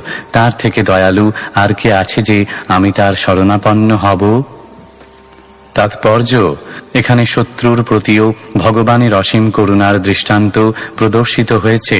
কথিত আছে যে বিষ থেকে যেমন অমৃত আহরণ করতে হয়, তেমনি মহানুভব ব্যক্তি সন্দিগ্ধ চরিত্র ব্যক্তিদেরও সদ্গুণ গ্রহণ করেন। শ্রীকৃষ্ণের শৈশবে পুতনা রাক্ষসী তাঁকে কালকূট প্রয়োগের দ্বারা হত্যা করার চেষ্টা করেছিল। যেহেতু পুতনা ছিল একজন রাক্ষসী, তাই তার পক্ষে এটা জানা অসম্ভব ছিল যে শিশুরূপে লীলাবিলাস করলেও তিনি ছিলেন পরমেশ্বর ভগবান। তার ভক্ত যশোদার আনন্দ বিধানের জন্য যদিও তিনি একটি শিশুর রূপ পরিগ্রহ করেছেন, তা সত্ত্বেও তার ভগবত্তা কোনো অংশে হ্রাস পায়নি। ভগবান একটি শিশুর রূপ পরিগ্রহ করতে পারেন অথবা মনুষ্যতর রূপ পরিগ্রহ করতে পারেন, কিন্তু তাতে বিন্দুমাত্র পার্থক্য হয় না। সর্ব অবস্থাতেই তিনি পরমেশ্বর ভগবান। অথচ কোনো জীব তার কঠোর তপস্যার ফলে যতই শক্তিশালী হন না কেন, কখনোই তিনি পরমেশ্বর ভগবানের সমকক্ষ হতে পারেন না। যেহেতু পুতনা স্নেহময়ী মাতার মতো শ্রীকৃষ্ণকে তার স্তনদান করেছিল, তাই শ্রীকৃষ্ণ তাকে মাতারূপে স্বীকার করেছিলেন। ভগবান জীবের অতি নগণ্য গুণও অঙ্গীকার করে তাকে সর্বোচ্চ পুরস্কারে পুরস্কৃত করেন। এইটি হচ্ছে তার মহিমা। তাই ভগবান ছাড়া আর কে চরম আশ্রয় হতে পারে? শ্লোক 24। मन्ये सुरान् भागवतां स्त्र्यधीशे संरम्भमार्गाभिनिविष्टचित्तान् ये संयुगे चक्षततार्क्ष्यपुत्रमंसे सुनाभायुधमापतन्तम्। অনুবাদ: ত্রিশক্তির অধীশ্বর শ্রীকৃষ্ণের প্রতি যে অসুরেরা বৈরী ভাবাপন্ন হয়ে তার প্রতি অভিনিবিষ্ট চিত্তে তারক্ষ পুত্র গরুড়ের স্কন্ধে চক্র হস্তে তাকে তাদের সম্মুখে দর্শন করেছিল, সেই অসুরদেরও আমি অধিক ভাগ্যবান ভক্ত বলে মনে করি। তাৎপর্য: যে সমস্ত অসুরেরা ভগবানের সম্মুখে যুদ্ধ করেছিল তারা ভগবান কর্তৃক নিহত হওয়ার ফলে মুক্তি লাভ করেছিল। ভগবানের ভক্ত হওয়ার ফলে তারা এই মুক্তি লাভ করেনি, ভগবানের করুণার প্রভাবে তারা মুক্তি লাভ করেছিল। যারাই ভগবানের সঙ্গে কোনো না কোনো ভাবে সংশ্লিষ্ট তারাই মহান লাভবান হন। ভগবানের মহিমার প্রভাবে তারা মুক্তি পর্যন্ত লাভ করেন। তিনি এতই কৃপাময় যে তিনি তার শত্রুদের পর্যন্ত মুক্তি দান করেন, কেননা তারা তার সংস্পর্শে এসে এবং তার প্রতি বৈরী ভাবাপন্ন হয়ে পরোক্ষভাবে তার চিন্তায় মগ্ন হয়েছে। প্রকৃতপক্ষে অসুরেরা কখনোই শুদ্ধ ভক্তের সমকক্ষ নয়, কিন্তু তার বিরহ অনুভূতির ফলে উদ্ভব সেইভাবে চিন্তা করেছিলেন। তিনি মনে করেছিলেন যে তার অন্তিম সময়ে হয়তো তিনি প্রত্যক্ষভাবে ভগবানকে দর্শন করতে পারবেন না, যে সৌভাগ্য সেই অসুরদের হয়েছিল। প্রকৃতপক্ষে ভক্ত ভগবানের প্রতি তার অপ্রাকৃত প্রেমে সর্বদা তার চিন্তায় মগ্ন থাকেন এবং তার ফলে তারা অসুরদের থেকেও শত সহস্র গুণে অধিক পুরস্কৃত হন। এই প্রকার ভক্ত চিৎ জগতে উন্নীত হন, যেখানে তিনি সৎ চিৎ ও আনন্দময় অস্তিত্ব লাভ করে ভগবানের সঙ্গে অবস্থান করেন। অসুরেরা নির্দেশবাদী, তাই তারা ভগবানের দেহ নির্গত রশ্মি ছটা ব্রহ্মজ্যোতিতে লীন হয়ে যায়, কিন্তু ভক্তেরা চিৎ জগতে প্রবেশ করার অধিকার লাভ করেন। এই দুই প্রকার স্থিতির সঙ্গে মহাকাশে বিচরণ এবং আকাশের কোনো গ্রহে অবস্থান করার তুলনা করা যেতে পারে। গ্রহে অবস্থানকারী জীবের আনন্দ সূর্যের কিরণ কণায় লীন হয়ে যাওয়া অশরীরী থেকে অনেক গুণ বেশি। তাই নির্বিশেষবাদীরা ভগবানের শত্রুর থেকে অধিক অনুগ্রহ লাভ করতে পারে না। পক্ষান্তরে তারা উভয়ে একই প্রকার মুক্তি লাভ করে। শ্লোক 25। वसुदेवस्य देवक्यां जातो इन्द्रबन्धने चिकीर्षुर्भगवानस्याः शमजेनाभियाचितः। অনুবাদ: পরমেশ্বর ভগবান শ্রীকৃষ্ণ পৃথিবীর কল্যাণের জন্য ব্রহ্মা কর্তৃক প্রার্থিত হয়ে ভোজরাজের কারাগারে বসুদেব পত্নী দেবকীর গর্ভে আবির্ভূত হয়েছিলেন। তাৎপর্য: যদিও ভগবানের আবির্ভাব ও তিরোভাব লীলার মধ্যে কোনো পার্থক্য নেই, তবুও ভক্তেরা সাধারণত ভগবানের তিরোভাবের কথা আলোচনা করেন না। বিদুর পরোক্ষভাবে উদ্ভবের কাছে ভগবানের তিরোধানের বিষয়ে জিজ্ঞাসা করেছিলেন, কেননা তিনি কৃষ্ণ কথা বা ভগবান শ্রীকৃষ্ণের প্রসঙ্গে বর্ণনা করার জন্য তাকে অনুরোধ করেছিলেন। এইভাবে উদ্ভব মথুরায় ভোজরাজ কংসের কারাগারে বসুদেব এবং দেবকীর পুত্ররূপে তার আবির্ভাব থেকে বর্ণনা করতে শুরু করেছিলেন। এই জগতে ভগবানের করণীয় কিছুই নেই, তথাপি ব্রহ্মার মতো ভক্তেরা যখন তাকে অনুরোধ করেন, তখন তিনি সারা জগতের মঙ্গল বিধানের জন্য এই পৃথিবীতে অবতরণ করেন। ভগবদ্গীতায় অধ্যায় 4 শ্লোক 8 সেই সম্বন্ধে বলা হয়েছে, পরিত্রাণায় সাধুনাং বিনাশায় চ দুষ্কৃতাম ধর্ম সংস্থাপনার্থায় সম্ভবামি যুগে যুগে। শ্লোক 26।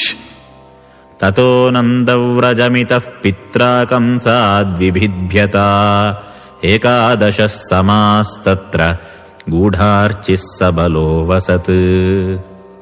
অনুবাদ: তারপর কংসের ভয়ে ভীত পিতা কর্তৃক অনীত হয়ে নন্দ মহারাজের গোচারণ ভূমিতে তিনি 11 বছর আচ্ছাদিত অগ্নির মতো বলদেব সহ বাস করেছিলেন।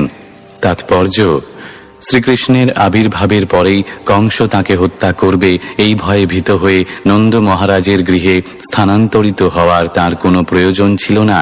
অসুরদের কাজই হচ্ছে পরমেশ্বর ভগবানকে হত্যা করার চেষ্টা করা, অথবা সর্বতোভাবে প্রমাণ করার চেষ্টা করা যে শ্রীকৃষ্ণ ভগবান নন, একজন সাধারণ মানুষ মাত্র। কংসের মতো মানুষদের এই প্রকার সংকল্পে ভগবান শ্রীকৃষ্ণ কখনো বিচলিত হন না। পক্ষান্তরে শিশুরূপে লীলাবিলাস করার জন্য ভগবান তার পিতা কর্তৃক নন্দ মহারাজের গোচারণ ভূমিতে নীত হয়েছিলেন। তাছাড়া বসুদেব কংসের ভয়ে ভীত ছিলেন। নন্দ মহারাজের দাবি ছিল তাকে শিশুরূপে পাওয়া এবং ভগবানের শিশুরূপে লীলাবিলাসও মা যশোদা আস্বাদন করতে চেয়েছিলেন। তাই সকলের বাসনা পূর্ণ করার জন্য কংসের কারাগারে তার আবির্ভাবের পরেই মথুরা থেকে তাকে বৃন্দাবনে আনা হয়েছিল।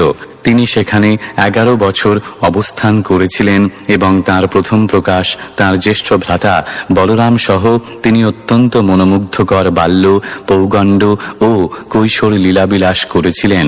কংসের ক্রোধ থেকে শ্রীকৃষ্ণকে রক্ষা করার জন্য বসুদেবীর চিন্তা শ্রীকৃষ্ণের সঙ্গে তার সম্পর্কেরই একটি অংশ। কেউ যখন ভগবানকে তার আশ্রিত পুত্র বলে মনে করে পিতার মতো সংরক্ষণ করার প্রয়োজনীয়তা অনুভব করেন, তখন ভগবান যারা তাকে পরমেশ্বর ভগবান জ্ঞানে তার আরাধনা করছেন, তাদের সেই আরাধনা থেকেও অধিক আনন্দ আস্বাদন করেন। তিনি সকলের পিতা এবং তিনি সকলকে রক্ষা করেন। কিন্তু তার ভক্ত যখন মনে করেন যে ভগবানকে তার রক্ষা করতে হবে, তখন ভগবান অপ্রাকৃত আনন্দ আস্বাদন করেন। এইভাবে বসুদেব যখন কংসের ভয়ে ভীত হয়ে তাকে বৃন্দাবনে নিয়ে গিয়েছিলেন, তখন ভগবান আনন্দ আস্বাদন করেছিলেন। প্রকৃতপক্ষে তিনি কংস অথবা অন্য কারুর ভয়ে ভীত নন। শ্লোক 27। পরীতো বৎসপৈর্বৎসাংশ্চারয়न् व्यहरद्विभुः यमुनोपवने कूजद्विजसङ्कुलिताङ्घ्रिपे।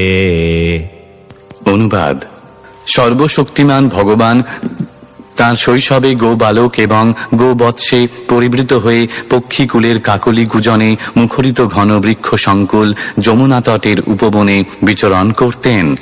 তাৎপর্য: নন্দ মহারাজ ছিলেন রাজা কংসের ভৌমাধিকারী, কিন্তু যেহেতু জাতিতে তিনি ছিলেন বৈশ্য, তাই তিনি হাজার হাজার গরু পালন করতেন।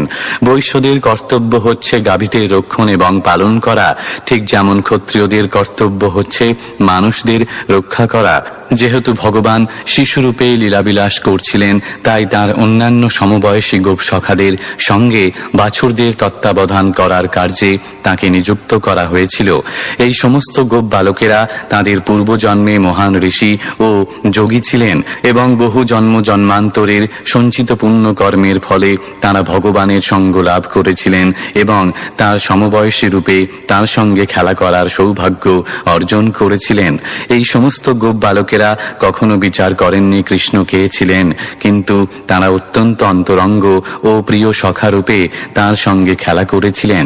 তারা ভগবানের প্রতি এতই অনুরক্ত ছিলেন যে রাতের বেলায় তারা সবসময় চিন্তা করতেন কখন সকাল হবে এবং ভগবানের সঙ্গে মিলিত হয়ে আবার তারা একত্রে গোচারণ করার জন্য বনে যাবেন। যমুনা নদীর তীরবর্তী বনগুলি ছিল আম, জাম, কাঁঠাল, আপেল, পেয়ারা, কমলা, আঙুর, তাল আদি ফল এবং নানা প্রকার সুগন্ধি ফুলের উদ্যানে পূর্ণ।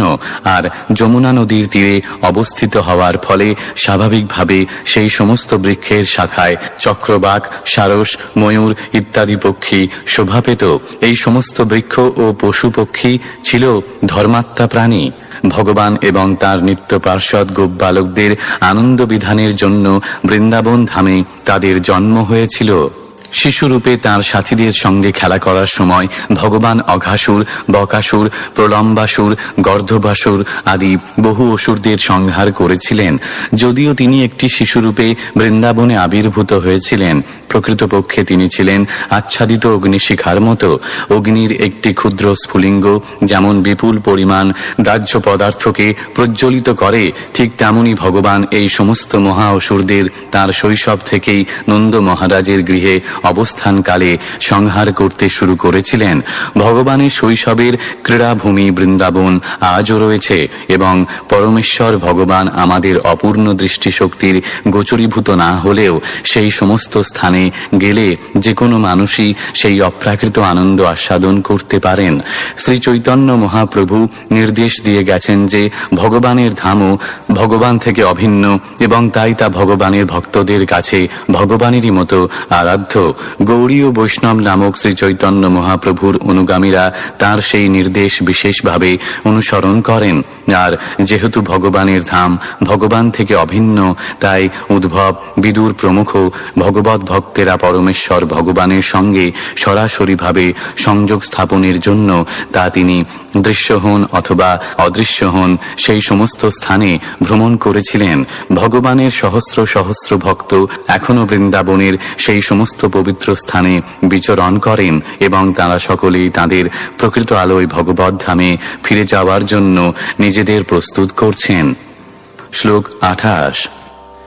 কৌমারীম দর্শয়ংশ্চেষ্টাম প্রেক্ষণীয়াম রজৌকসাম রুদন্নিব হসন্মুগ্ধ বালসিংহাবলোকনঃ।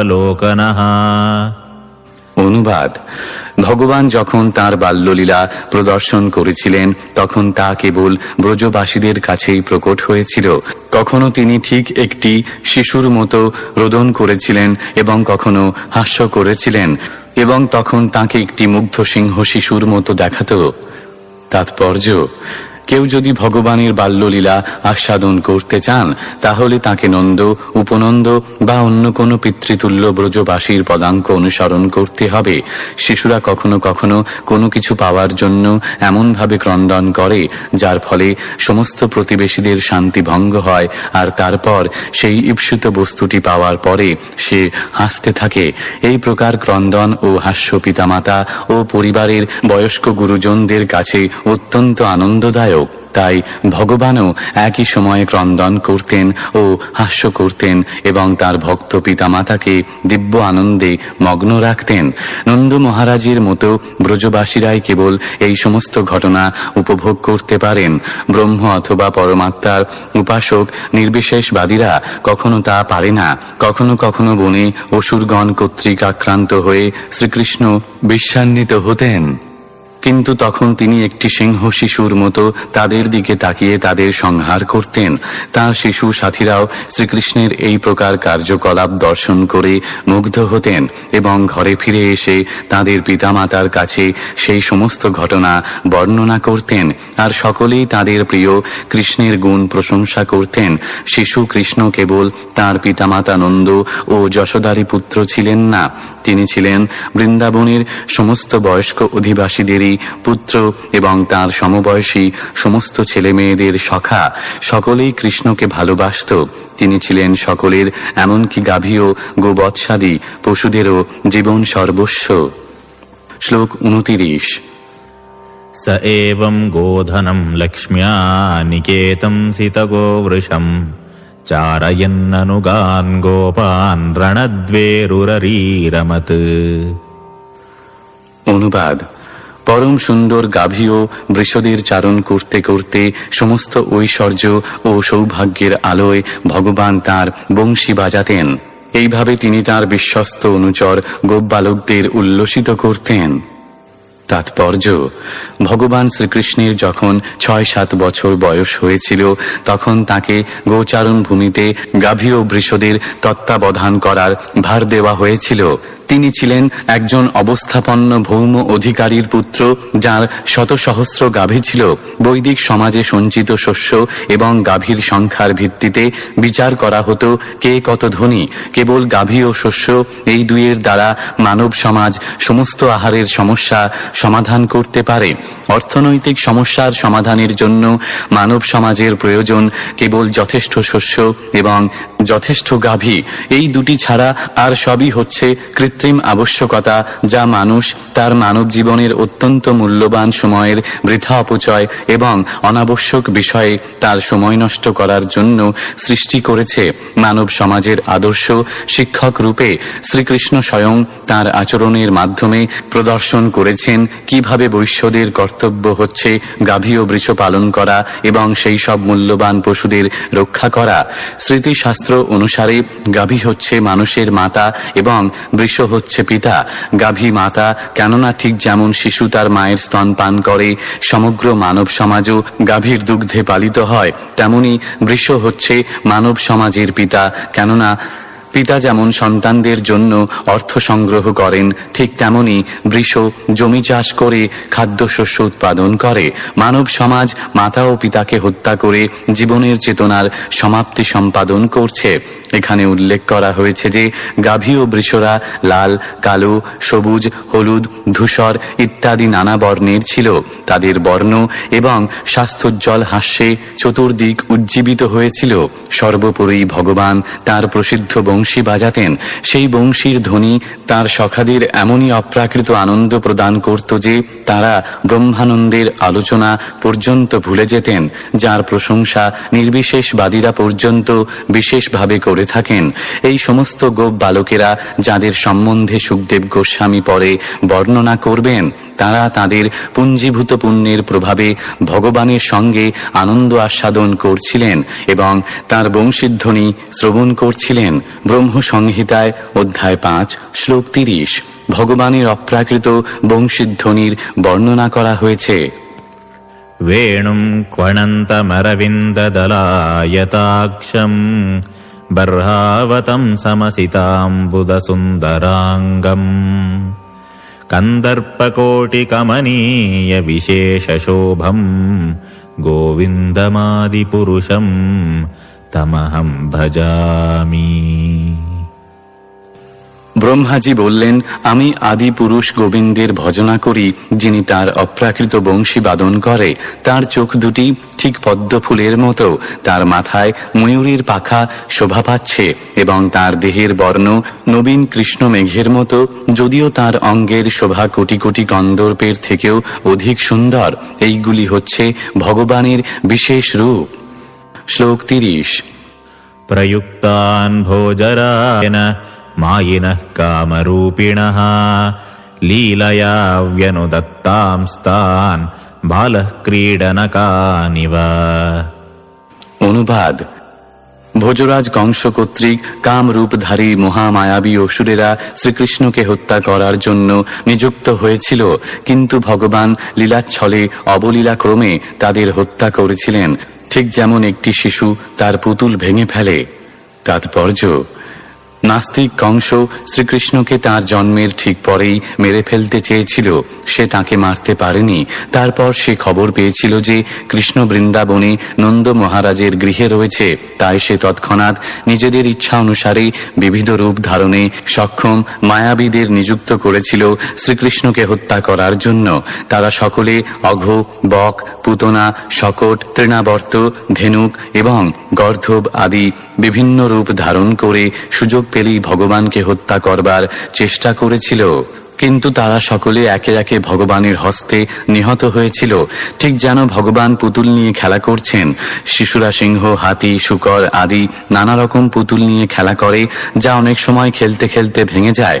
সর্বশক্তিমান ভগবানের সামনে যে কোনো শক্তিশালী ব্যক্তি যেন শিশুর খেলার সিংহের পুতুলের মতো। কোনোভাবেই কেউ ভগবানকে অতিক্রম করতে পারে না এবং তাই কেউই তার সমকক্ষ নয় অথবা তার থেকে মহৎ নয় এবং কোনো প্রচেষ্টার দ্বারা কেউই ভগবানের সমকক্ষ হতে পারে না। জ্ঞান, যোগ ও ভক্তি পারমার্থিক উপলব্ধির তিনটি স্বীকৃত পন্থা। এই প্রক্রিয়ায় পূর্ণতা লাভের দ্বারা জীবনের অভীষ্ট লক্ষ্য পাওয়া যেতে পারে, কিন্তু তার অর্থ এই নয় যে যে কোনো ব্যক্তি এই প্রকার প্রচেষ্টার দ্বারা ভগবানের সমকক্ষ হওয়ার সিদ্ধি লাভ করতে পারবেন। ভগবান সর্ব অবস্থাতেই ভগবান। তিনি যখন একটি শিশুরূপে তার মা যশোদার ক্রোড়ে খেলা করছিলেন অথবা তার অপ্রাকৃত সখাদের সঙ্গে একটি গোপ বালক রূপে লীলাবিলাস করছিলেন, সর্ব অবস্থাতেই তার শরৈশৌর্যের স্বল্পমাত্র হ্রাস না করে তিনি তা করছিলেন। এইভাবে তিনি সর্বদাই অজেয়। শ্লোক 31। विपन्नान् विषपानेन निगृह्य भुजगाधिपम् उत्थाप्यापाययद्गावस्तत्तोऽयं प्रकृतिस्थितम्। অনুবাদ: কালীয় সর্পের বিষে যখন যমুনার এক অংশ বিষাক্ত হয়ে গিয়েছিল, তখন বৃন্দাবনের অধিবাসীরা মহা দুর্দশায় বিভ্রান্ত হয়ে পড়েছিলেন। ভগবান তখন সেই সর্পরাজকে দণ্ডদান করে সেখান থেকে নির্বাসিত করেছিলেন। তারপর নদী থেকে উঠে এসে যমুনার জল যে স্বাভাবিক অবস্থা প্রাপ্ত হয়েছে তা প্রমাণ করার জন্য তিনি গাভীদের সেই জল পান করিয়েছিলেন। শ্লোক 32। अयाजयद्गोसवेन गोपराजं द्विजोत्तमैः वित्तस्य चोरुभारस्य चिकीर्षन् सद्वयं विभुः। অনুবাদ: মহারাজ নন্দের সমৃদ্ধিশালী বৃত্তসমূহ গো পূজায় ব্যবহার করার বাসনায় এবং দেবরাজ ইন্দ্রকে শিক্ষা দেওয়ার উদ্দেশ্যে পরমেশ্বর ভগবান শ্রীকৃষ্ণ তাঁর পিতাকে উপদেশ দিয়েছিলেন অভিজ্ঞ ব্রাহ্মণদের সাহায্যে গো অর্থাৎ গোচারণ ভূমি ও গাভীদের পূজা অনুষ্ঠান করার জন্য। তাৎপর্য: যেহেতু ভগবান সকলেরই শিক্ষক, তাই তিনি তার পিতা নন্দ মহারাজকে শিক্ষা দিয়েছিলেন। নন্দ মহারাজ ছিলেন একজন অবস্থাপন্ন ভৌম অধিকারী এবং বহু গাভীর মালিক। প্রচলিত প্রথা অনুসারে তিনি প্রতি বছর মহা সমারোহে দেবরাজ ইন্দ্রের পূজা করতেন। বৈদিক শাস্ত্রে জনসাধারণকে এইভাবে দেবতাদের পূজা করার উপদেশ দেওয়া হয়েছে যাতে মানুষ ভগবানের শ্রেষ্ঠত্ব স্বীকার করতে পারে। দেবতারা হচ্ছেন ভগবানের ভৃত্য, যারা বিভিন্ন কার্যকলাপের তত্ত্বাবধান করার কার্যে নিযুক্ত হয়েছেন। তাই বৈদিক শাস্ত্রে দেবতাদের প্রসন্নতা বিধানের জন্য যজ্ঞ অনুষ্ঠান করার নির্দেশ দেওয়া হয়েছে। কিন্তু যিনি পরমেশ্বর ভগবানের ভক্ত, তাকে দেবতাদের প্রসন্ন করার কোনো প্রয়োজন হয় না। জনসাধারণ কর্তৃক দেবদেবীদের পূজা পরমেশ্বর ভগবানের মহিমা উপলব্ধি করার আয়োজন মাত্র।